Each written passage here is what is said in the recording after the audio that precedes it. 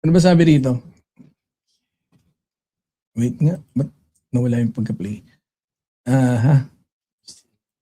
Si Caballo. Si Caballo, hindi na, talagang, grabe talaga, no? Pinakita niya yung pagiging talunan niya, si Caballo. Si Attorney Libayan. Hanggang ngayon topic eh. Ngayon, naghahanap pa eh kung sino, kahit sino, o ako, Libayan. Ito, marami makakapanood dito sa channel ni Tolniolo. Kahit anong topic, Libayan, pwede ako. Baka, hindi, ako na mag-ano. Sabi, just call my name, I'll be there daw eh. Oh, ikaw na bahala. Oh, pwede. I-message ko pala, no? Debate kami. Sige, kahit anong topic, Libayan, kahit batas, pero pag sa batas, since hindi naman ako kagalingan sa batas, magsabi ka lang ng isang citation. Tapos yun yung pag-anuhan natin. Oh, kahit mga 3 araw, kung isang citation lang 3 araw. Yun yung pagdebatehan natin. Oh, i-research ko lahat.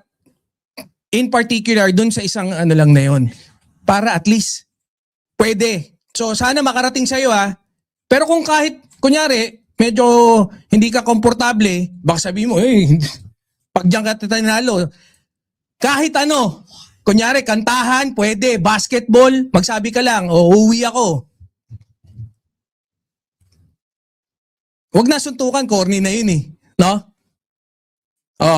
Basketball, kantahan, kahit usapang batas, huwag na papugian.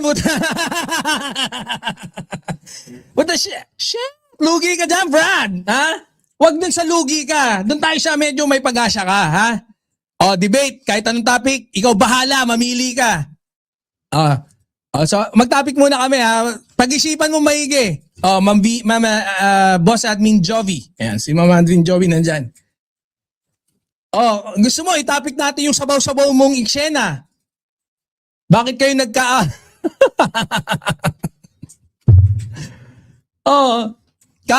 kahit yung rock netting pa, no? Na hindi binunyag ng daddy mo, pwede lahat. Mama Belkin dyan, pero kidding aside, pwede ako. Ha? Kahit sabihin mo lang sa akin, since, diyan ka lang sa mo eh. Pwedeng ako. Sasabihin ko nga kay Attorney Jess, no? Total, binabasa niya lagi post ni Attorney Jess eh. Attorney Jess ha? Ireto mo ako. Ako naghahanap ng makakadebate. Kilalabanan ko yan. Constantino, bossing, shoutout. Sige, topic na tayo. So sabi dito, yung topic natin kasi, actually hindi naman ito yung main picture. It's about dun sa actually tinapik ko to kagabi kaya lang nang-aasar lang ako eh. Ito. Kasi 'di ba? Yung nahuli o inaresto, sino yung tama. Alam nyo, meron lang din kasi akong problema eh. 'Di ba? Yung pagdating dun sa nahuli o naaresto, ba't yun na yung pinaka naging nandun yung topic? Feeling nyo ba pagka, kunyari, kasi ang problema sa inyo, iniisip nyo, no? Ang iniisip nung iba, especially ng mga DDS na medyo may pagka-eng-eng, no? Iniisip nyo kasi, kagad, ayaw ni PBBM na mahuli si Saldico. No? Tapos, meron ding ibang nung unang posisyon nyo, iba rin. Dati, parang ang sinasabi nyo naman, pag si Saldico nandito, makakapagbulgar siya. Yun ang problema. Hindi nyo ma-fix, no? Kung ano yung iniisip nyo kagad. Iniisip nyo kagad kay PBBM. Puta, yung topic dito, ang usapin, hindi yung nahuli. O kung ano yung terminology na pwedeng, ang daming mga Webster na walang ya. Ang mga pukal, makukonyatango kayo bigla eh. Hindi, totoo lang, no? Puta, hindi, yung nahuli, ganito yan. Legality, generalization, ganito yan. Puta, yung aresto, legalities yan. Ginagamit ng ganito. Puta, Puta, alam niyo yung nahuli tsaka aresto, kahit nakapikit ngayon, puta, basic na lang eh. Pati yata elementary, alam na dahil ang dami yung nagmamagaling na mag-explain kung ano yung nahuli, na aresto. Puta, may mga presentation pa kayo.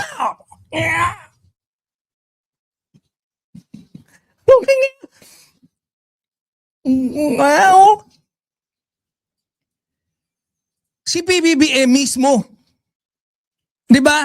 Si PBBM mismo na-disappoint. Ako na-disappoint. Marami ring na-disappoint. Yung kaibigan kong DDS na tanga, na-disappoint din. Biro mo tanga yun ha. Wala siyang say kung nahuli o hindi, pero na-disappoint siya. Ganun siya katanga. Kaibigan ko lang eh. Man, bro.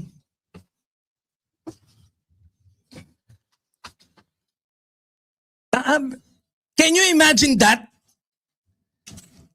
Puta, etong sitwasyon na pagkakahuli, para to sa ano? No? Para sa bansa natin, opportunity na makabawi na. Kasalanan ba ni PBBM? Ilang beses ko ba ipapaliwanag sa inyo? In-explain ko na kagabi. Di ba? Sa wakas, nakapuntos tayo, nahuli versus na-arrest. Doon na nag-invest ng mga panahon eh. Doon na nag-invest ng research.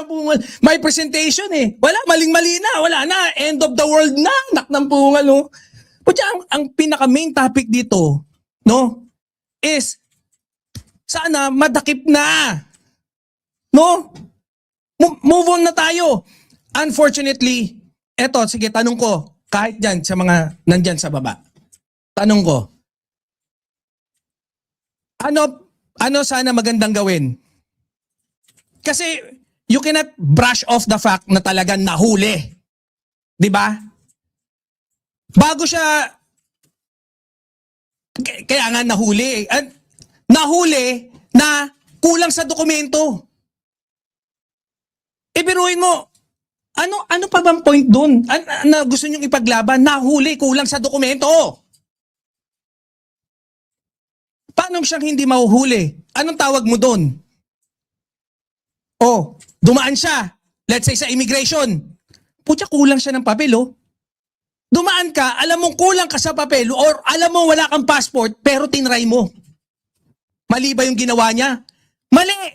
Kaya nga siya naharang eh. Alam mong kulang ka, alam mo wala kang document na proper documentation para lumabas. Nahuli ka. Oh, tangina nyo, nahuli.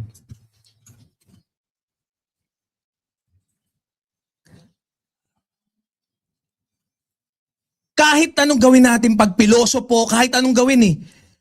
Punta na tayo. Mama Belkinjo, nahuli. Oh. Ngayon, kung nahuli, tumawag. Hello.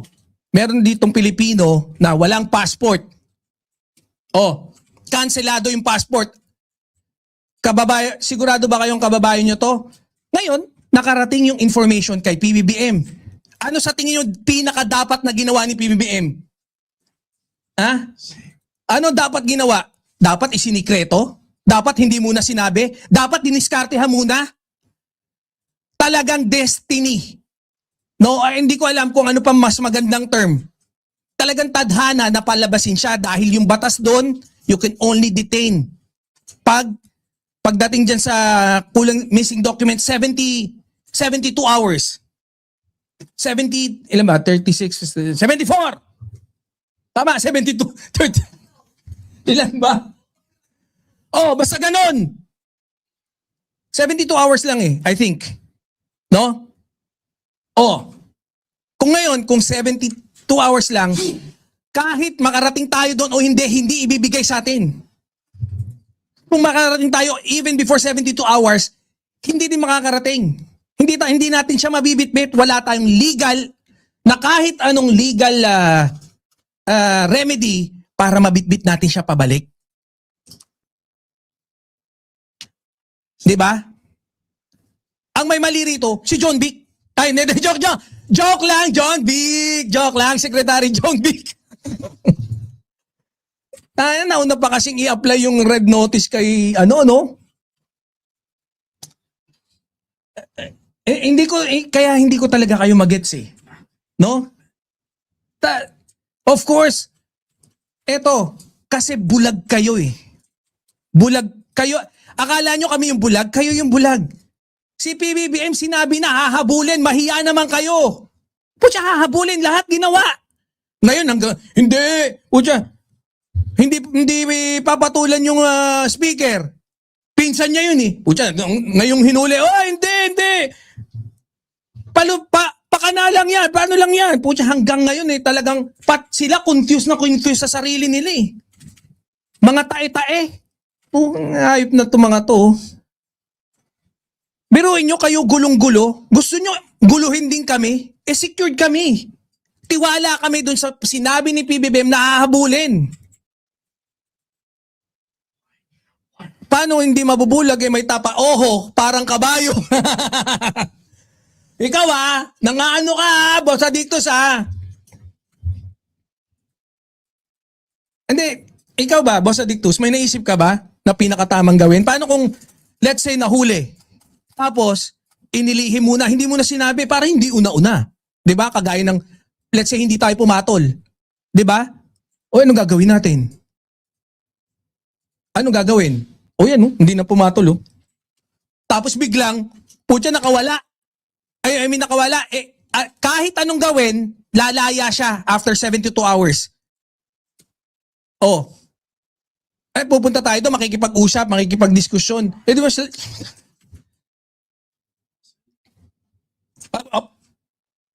Tapos, pumunta tayo rin ng palihim, wala pa tayong announcement na nadakip si Saldico. Pagpunta natin doon, nakawala si Saldico, tapos discreet tayo. Walang announcement si PBBM, walang announcement yung DFA at DOJ na pupunta sila ng bam! Etong si Baklang Roque, biglang nalaman. 'Di ba? Biglang nalaman ni Harry Roque. Biruin nyo, may opportunity na nahuli si Saldico pero hindi talaga talagang sadyang pinakawalan.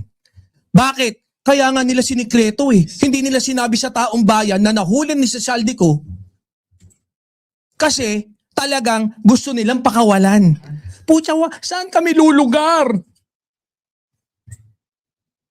We will update you as the situation unfolds.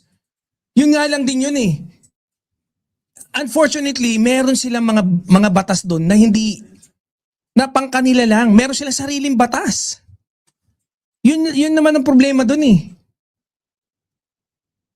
It's about timing. 'Di ba?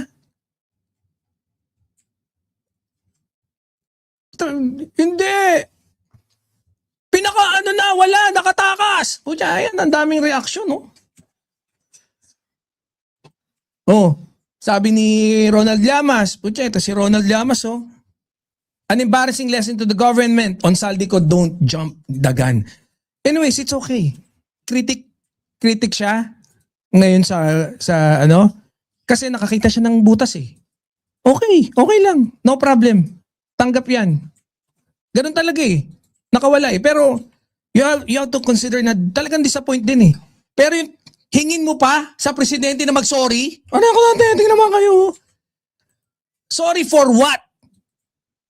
Ito, Remulla apologizes daw. Mamaya ka! Si Senator Laila de Lima.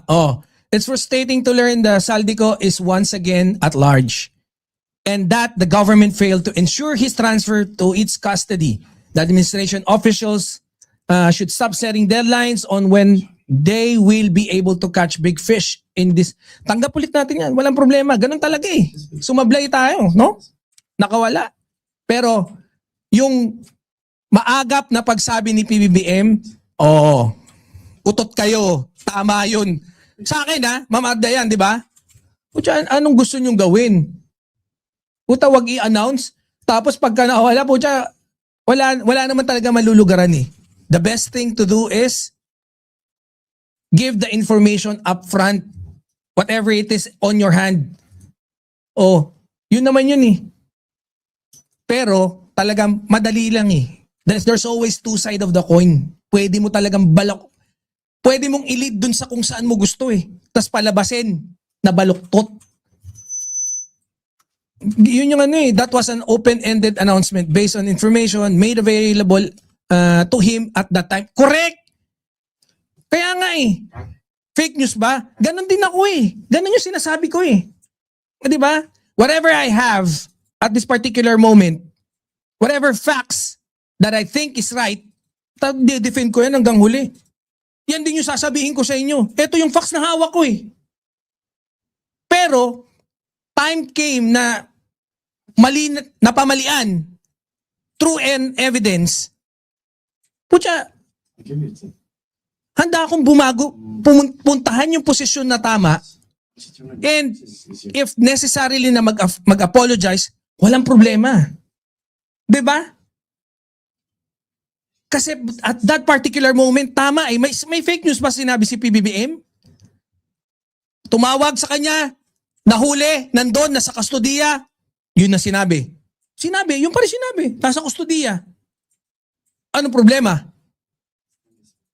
Mali ba yun? Fake news ba? During that time, nasa kustodiya ba? Oo.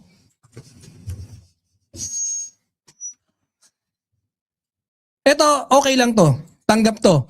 Di ba, Ma'am Floresita? What is happening? Bakit may ano? Test mic. Are we good? Nagkakaroon ng feedback.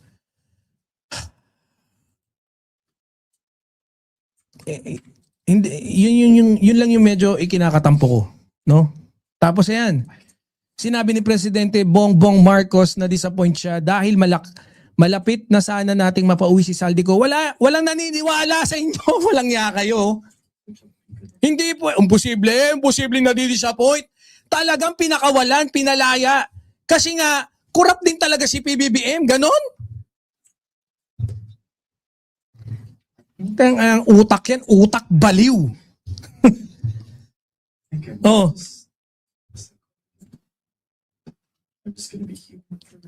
Utak buwisit eh.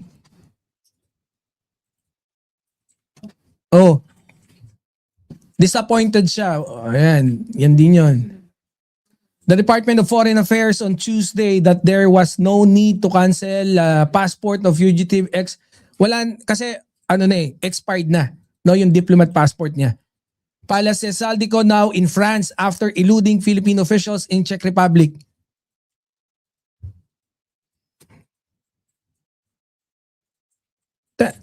Biruin nyo, no? Yung fugitive pa, ang mas pinaniniwalaan nila. Ano? Hayop na mga DDS to.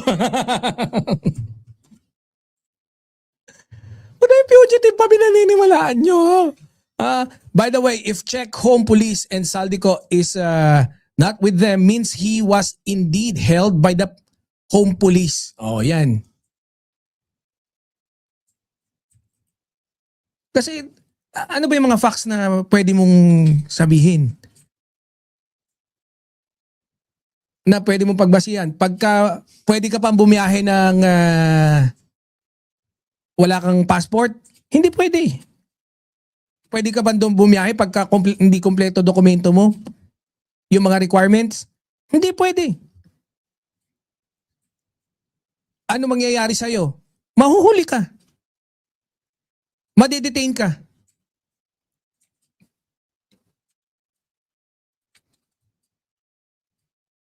Di ba?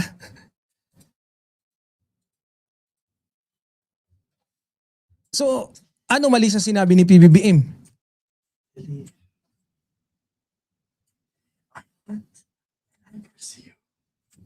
Yan ang ano eh.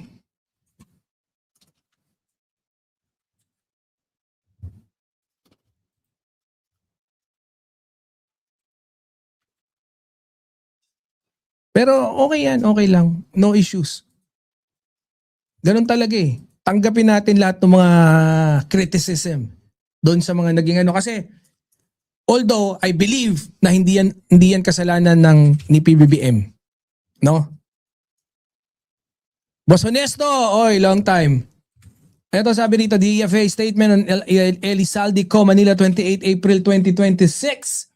The Department of Foreign Affairs wishes to clarify that the matter regarding Mr. Elizalde S. Co., the department canceled one regular and one diplomatic passport by virtue of a court order in December 2025. This was immediately reported to Interpol with regard to his other regular passport which expired in September 2022 and which may have been used by Mr. Co. to cross to Germany from Czech Republic. This need not be cancelled since it is expiration rendered unusable for international travel. Malaki diferensya ng huli sa kulong. Ay, oo naman. Siyempre. Sabi ko nga sa iyo sa dami ng mga nag-present ng ganyan, basic na lang eh. Alam nyo, yun nga, okay naman eh, nung sinabi ni PBBM, kasi may indication na may process sa kaso. 'Di ba? Hindi mukhang stagnant lang yung operasyon. May action behind the scenes and PBBM is informing you of what is happening. Ang problema, ang dami mga bogus, ang dami mga fake news maker. Kaya nagiging confusing para sa publiko. Nami-misinterpret.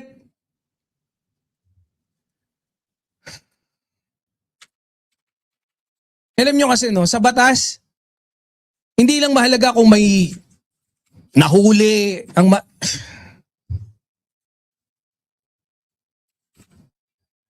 mahalaga, kailan mo sinabi. Yun na. Ngayon, ganun na. Wala nang ibang mahalaga. Kasi sinabi mo agad. Oo. Ito pa, pucha, from one fugitive to another fugitive. Nagpalitan, compare sila ng nota. Nag-compare notes ang mga langya. Nag-compare notes. Oh. Ito, parang big blow setback na naman kapag nawala yung inaasahan natin. Siguro kasi yun ang sabi ng DOJ kanina, okay lang. Yun lang yung opinion niya eh. Pero it's all okay. I think okay lang yan. Wala akong issue dyan. No? Yun talaga eh. Punta na tayo dun sa ating next natatalakayin. Tapos mamaya puntahan natin yung kay John Vic Rimulya. No? Wait nga, baguhin ko yung numbering ng kay John Vic. Hello, Mr. John Vic. Ito, no joke o no control. Diba? Yung banta, may pattern, at ang tanong ng bansa, no joke nga ba?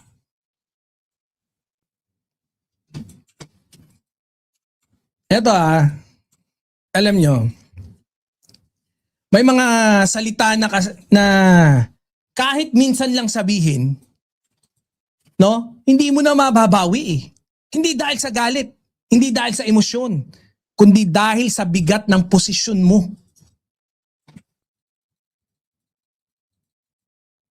Ano ba yung sunod nito? I'm pertaining dun sa natin. Oy, 140 ba? Yung kanina umabot ng 200 yung viewers natin sa Banat Boy. Oh. I'm pertaining dun sa impeachment kanina na ito yung tinalakay ng NBI pero wala dito yung mga feeds kasi kanina ko pa ni-research to. Even kanina ba? Kahapon pa. Oh. Vice President ka eh. Di ba? At kapag ang nasabi patungkol sa isang hindi ordinaryong tao at kung yung nagsabi rin hindi rin regular na mamamayan lang kundi Vice President at yung sinabihan, hindi na to simpleng usapan. Ito na yung punto kung saan ang salita nagiging pambansang issue. I'm pertaining to VP Sara, no? Talagang sentro siya ng kontrobersiya ngayon eh. Of course, maraming exposition. Nai-elaborate yung mga dati niyang ginawa. Controversial. No? Sino yung tinarget? No? Ng alleged threat? Si PBBM, si FL Liza, si Speaker Martin, na sinabi na pagka na-chugi bells, we gonna chugi bells as well. In-expose ng NBI, sila yung mga naglabas ng mga findings nila.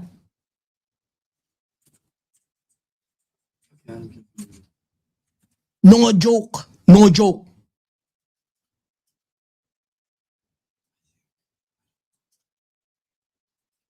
Balikan natin yung storya kasi niyan, no? Yung parang isang madaling araw. Isang press con. Isang linya na hanggang ngayon. Pabalik-balik sa post sa Facebook, mga memes sa TikTok, kunya mga shorts sa YouTube na kung saan sinabi niya yung mga kataga na si BBM, si FL Liza, si Martin. Sabay-sabi, no joke, no joke. Hindi to edited clip. Lalong hindi chismis. Nakita naman natin lahat, sarili niya yung salita. Dito pa lang may problema na eh. Kasi kung ordinaryong tao lang sana si Sara Duterte, di ba? Kung ordinaryong tao lang siya, malamang kaso agad. Anong pinakamagandang halimbawa? Nung kapanahon ng airpods niya, na kung saan yung teacher, di ba, nagbibiro lang daw nung hinuli. Talagang kawawa, lumuhod, umiyak, pinahiya, kinulong, pinusasan. Kasi ordinaryong tao. Pero ngayon, VP nagsalita So tanong, kung biro to, bakit may no joke, no joke? Kaya, in-emphasize niya pa Imbis na after niyang sabihin yun, no? Especially, akala natin joke lang Pero biglang sasabihin na po siya, no joke, no joke. Doon, in-emphasize niya pa na hindi siya nagbibiro. 31 times siyang nag-no joke. Nireplay ko no? Ng mga 20 times.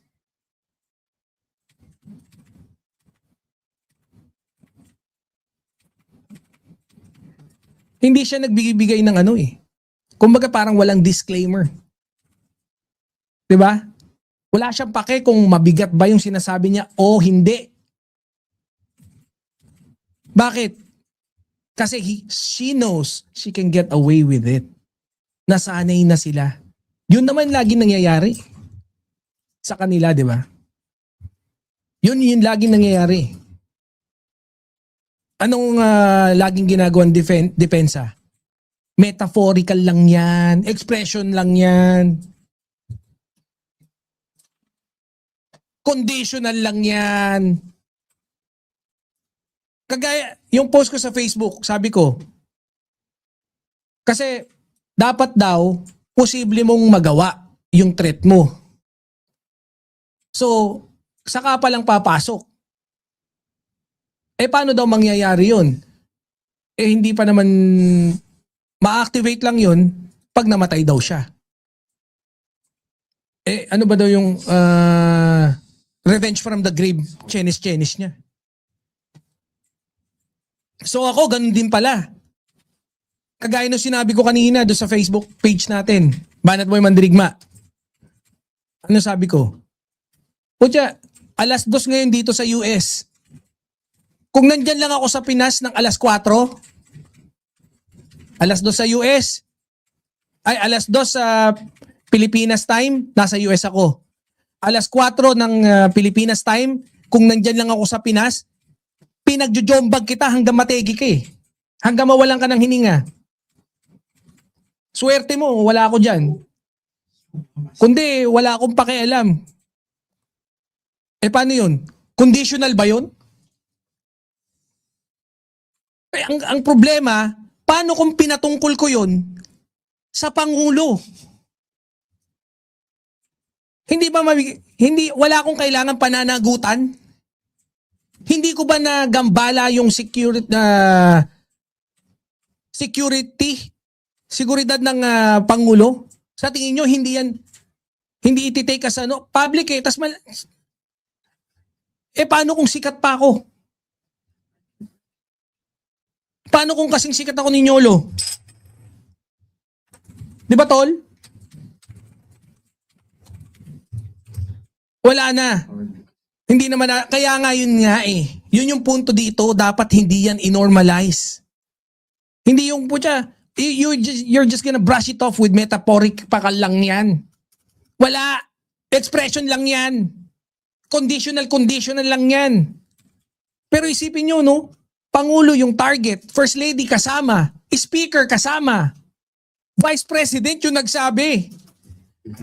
Di ba? Ano yung magiging impact nun sa society natin, especially sa mga kabataan? Di ba? Hindi generic, hindi vague. Name targets by a very prominent person.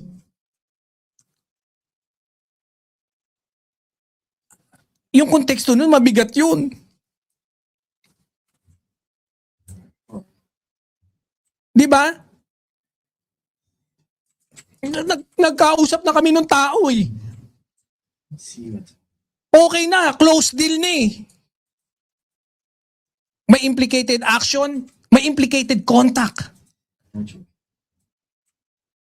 Kaya nga pumasok yung usapan na grave threat eh. Inciting to sedition.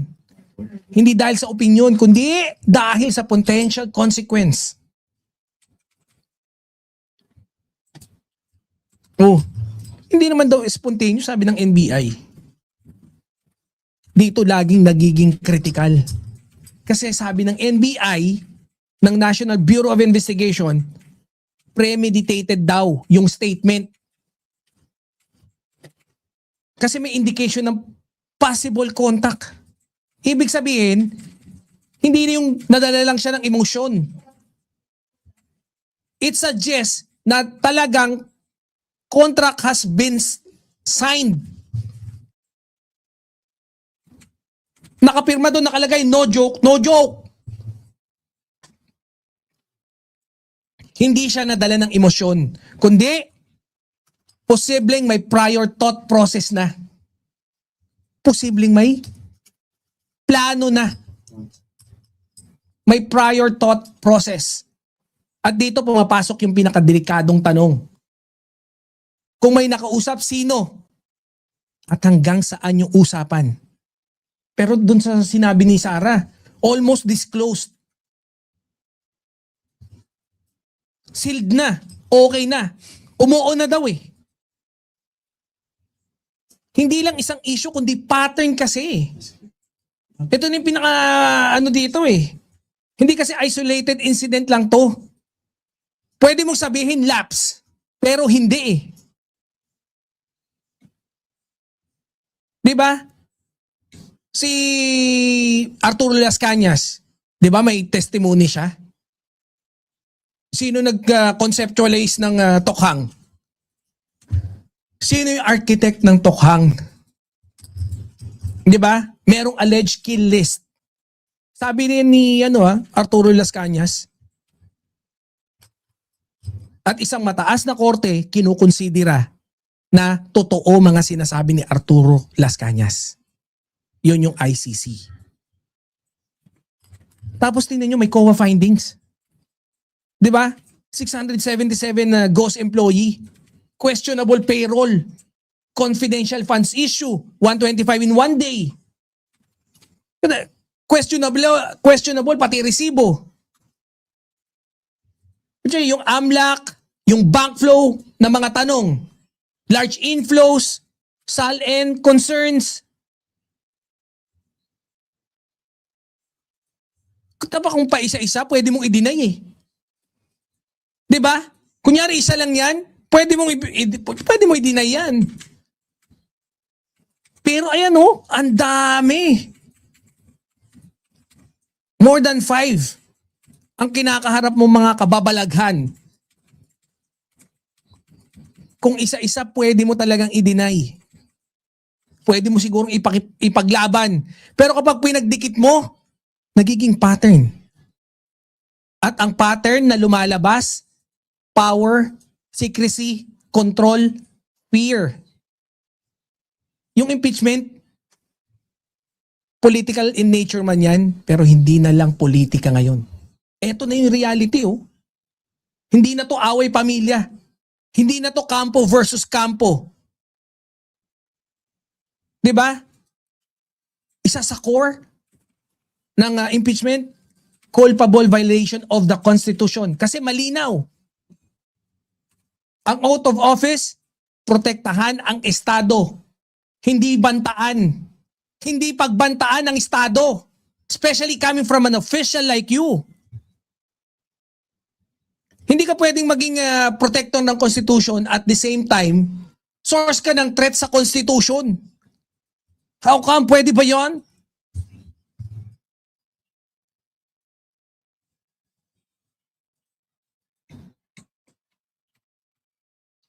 Ano talaga yung laban? Na sa akin importante talaga no na dapat ma-distinguish, hindi ito tungkol sa apelyido. Hindi ito tungkol sa Duterte versus Marcos. Ito ay tungkol sa standard. Kung Vice President kaya magsalita ng ganito, ano ang magiging standard ng batas? Ano ang magiging standard ng accountability? Kasi kung ito palalampasin, hindi lang isang tao ang mananalo. 'Di ba? Natalo ang sistema. Kung yan ay papalampasin, matatalo yung mga institusyon. Matatalo yung sistema. Sa dulo, no? Hindi tanong kung galit ba siya. Hindi tanong kung biro ba yun. Ang tunay na tanong, karapat-dapat pa bang maghawak ng kapangyarihan ang taong ang salita parang utos na pumatay, may senyas pa. Kasi kapag leader, no, parang may kill list ang datingan, hindi yun politika. Hindi yun politika. Babala na yun. Babala na may toyo. Hindi lahat ng no joke, no, biro. Minsan yan ang pinakaseryosong problema. No joke ha. Kaya alam nyo, no, very valuable, no, yung impeachment. Maganda yan eh. No, sana managot. Kung talagang dapat na managot si VP Sara, sana managot. Dahil, syempre, tayo mga Pilipino, dapat din natin i-normalize yung mga ganyang pagsasalita. 'Di ba? Dapat din natin yan tinotolerate. Huwag natin dapat i-tolerate yung mga ganyan. Huwag nating i-normalize yung mga pagbabanta, yung pagmumura. No? Yung pagmumura medyo grabe. Parang 3 times a day, mga 100 beses ka nagmumura 3 times a day. Agahan, tanghalian, hapunan, putya, mura na mura.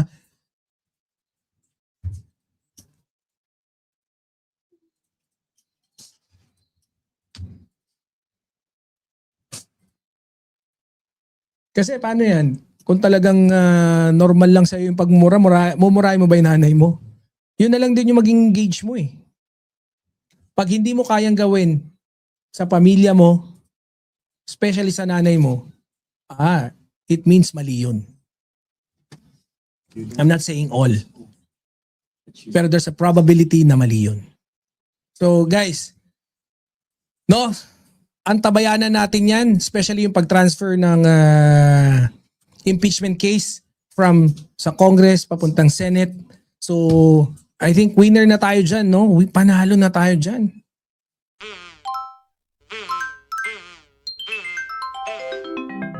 Kakulango.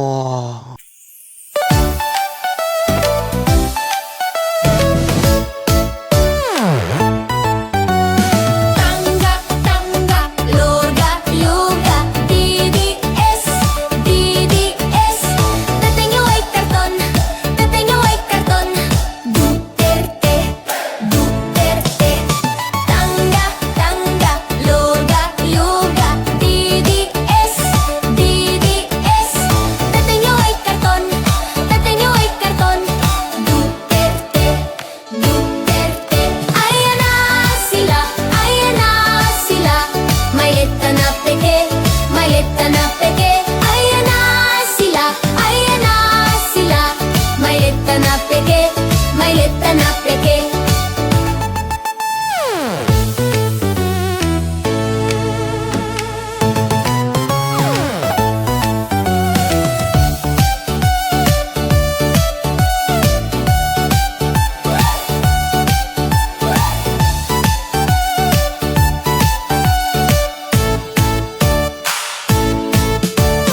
Tangga, tangga, luga, luga, DDS, DDS. Tatay niyo ay karton, tatay niyo ay karton. Duterte, Duterte. Tangga, tangga, luga, luga, DDS, DDS. Tatay niyo ay karton, tatay niyo ay karton. Duterte, Duterte. Ayan na sila, ayan na sila. Maleta na peke, maleta na peke. Ayan na sila, ayan na sila. Maleta na peke, maleta na peke.